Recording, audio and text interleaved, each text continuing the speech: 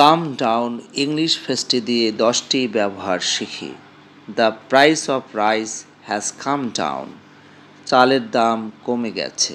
He came down from the stairs. সে সিঁড়ি থেকে নেমে এলো। Come down here right now. এখনই নিচে এসো। The plane came down safely. বিমানটি নিরাপদে অবতরণ করেছে।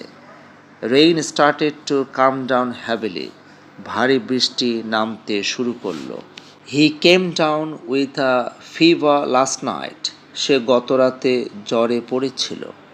The old building came down after the Sturm.